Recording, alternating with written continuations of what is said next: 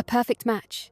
I always knew Emma deserved someone who could match her energy, someone who could keep up with her quick wit, and appreciate the way she lit up over the simplest things, like a new book or the first snow of the season. That's why, when I met Daniel at a work event, I immediately thought of her.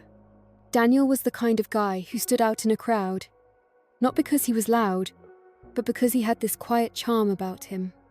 He talked about his love for bookstores, his habit of walking the High Line at night to clear his head, and his deep appreciation for New York's little treasures. As I listened, I thought, this is it. This is the guy. Convincing Emma was the hard part. Blind dates never work, she protested when I first brought it up. You can't just throw two people together and expect magic. Emma, I countered, when have I ever steered you wrong? She raised an eyebrow at me but eventually sighed. Fine, but if it's a disaster, you owe me coffee for a week. Deal. The day of the date, I might have been more nervous than either of them. I chose a cozy wine bar in Greenwich Village. Neutral, intimate, but not too romantic.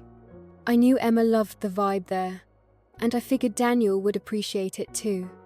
I texted her a pep talk just before she left, ending it with, "Trust me." Later that night, as I sat at home, I couldn't help but wonder how it was. I resisted the urge to text her for updates. Barely. Finally, around midnight, my phone buzzed. It was Emma.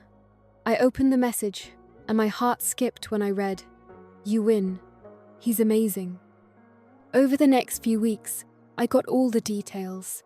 How Daniel had been charming and funny, how they'd talked for hours and even taken a snowy walk along the High Line after dinner. She told me about the scarf he lent her when it got cold, about how he asked to see her again as they stood under the glowing streetlights. "You were right," Emma admitted over coffee a few days later. "I don't know how you did it, but thank you." I just smiled, sipping my latte. It wasn't magic. It was knowing my friend, her quirks and her heart, and trusting my instincts.